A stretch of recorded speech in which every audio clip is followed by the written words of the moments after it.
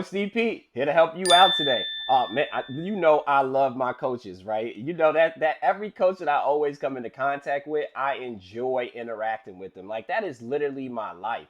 So today's episode is actually how to communicate effectively as a coach, and I'm going to give you a tip that I learned through my personal experience, right? All right. So to start off, I'm gonna give you a quick story. During this time period, I was coaching at Marshall University in Huntington, West Virginia, in Conference USA. Right. So I was coaching a young team at the time. I believe we had signed about 8 freshmen that were scheduled to come in the next year. So we were basically building a program, turning things around. So we basically went in and we said, okay, academically, let's make sure that we actually are on top of things. So my head coach at the time, he was like, okay, so everybody's going to take a certain amount of kids for your academic team. All of my coaches, my college coaches know what I'm talking about. High school coaches, you know what I'm talking about too, right? So I had my academic team, which consists of 4 different players. Now, I had 2 commitments when it came to my academic team. I said the first commitment is you need to communicate with me often and early. I need to know what's going on. Even though I had my spreadsheet, I had everything filled out, I was on top of things. Young coach at the time, I'm like, yo, I'm trying to take care of business. You know what I mean? So I made sure everybody communicated. The next thing I said is you got to make sure you turn in every single assignment. You cannot miss an assignment, right? So those were my 2 commitments. Very, very basic. And communication wise, I thought they were very good, right? But I quickly learned that I didn't get it right. Okay. So one of my kids comes in the office. I called her in. I said, hey, I have 2 commitments. You broke one. She said, Coach, which one did I break?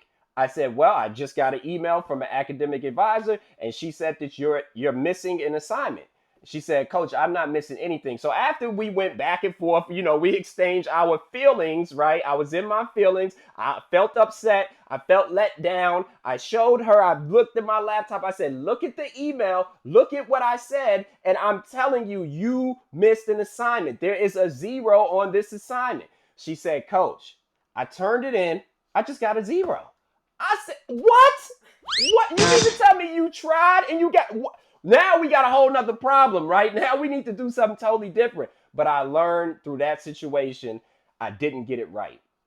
And what do I mean when I say I didn't get it right is I didn't get the communication verbally from me to her. I didn't get my outcome to happen because I wasn't clear with my message. And I'm going to show you very quickly and briefly how to be extremely clear with your message and how to get it right. Okay, this is a play that I love. It's near and dear to my heart because I believe in the middle of a great coach is communication. You have to have that skill of being an effective communicator if you want your coaching game to rise. If you want your performance to go up, work on that today. I'm going to go to the board and I'm going to show you exactly what I'm talking about. So I told you I want to break down this play called Get It Right, okay? Because when you're talking about communication, the main thing that you want to do is you want to relay a message that somebody else can receive, right? So many times we get caught up in our feelings. So the first thing that I want you to do is I want you to say no feelings. All right. There could be no attachments to this message. Okay. Because a lot of times as coaches, we get caught up in this feeling sections and then we don't actually do what we're supposed to do, which is solve the problem. All right. So within our problem solving techniques, get it right is something that I love to use as far as effective communication goes. Okay. So the first part of getting it right is the right message. You want to make sure that you're relaying the correct message to the student athlete or to your staff member. In the example that I told you about with the young lady that I was coaching, I didn't have the right message. Okay, so my message was don't you have to turn in every assignment, right? Now, obviously, that message is not what I really wanted the outcome to be. I wanted the outcome to be that you actually tried on each assignment. So I should have changed my message. If I would have changed my message, the outcome would have been different because now I have hired my standards through my communication. And that is something that you can do when you realize what the message is. You got to start with the outcome in mind. And that will tailor fit your message when you're talking about getting it right. So first thing is get that message right. Okay. The next thing, the right time. You want to make sure that you're giving this message at the right time where the receiver can actually receive the message. What do I mean by that? If you just lost a game and everybody on the bus is pissed, that's probably not the time for you to walk back there and start coaching attitudes, right? Let them get that out their system. Let them be who they are. And then you come back and you address those things, right? You want to make sure you're picking the right time. Now, there's different times to be different animals. And you know that by your animal assessment. If you want to do a clarity call to break that down, I'll be happy to schedule that with you. But you got to pick the right time based on who you are. The next thing and the last thing, this it, man. Put some hot sauce on my burrito, baby. This is the sauce. This is secret sauce right here. You want the right delivery.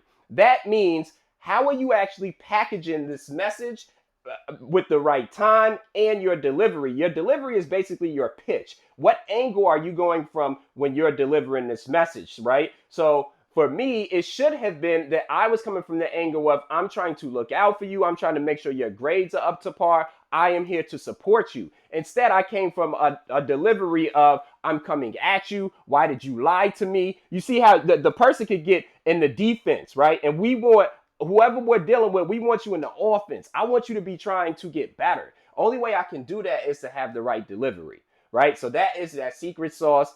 This is my play. Get it right. I never ever make any communication decisions when I'm in my feelings. So you got to get rid of the feelings before you even go into the playbook. Make sure before you run any type of plays from our code of play playbook, make sure that you're not in your feelings. Okay, so stay out of your feelings. Get the right message at the right time with the right delivery, and I guarantee you will get it right. Use that play today. I'm packaging this up, throwing it to you. Catch it and use it today. And as always, trust the grind. Let's get it. Wait. Where you going? Make sure you subscribe to the channel. Don't use all my stuff and then don't subscribe. Make sure you subscribe.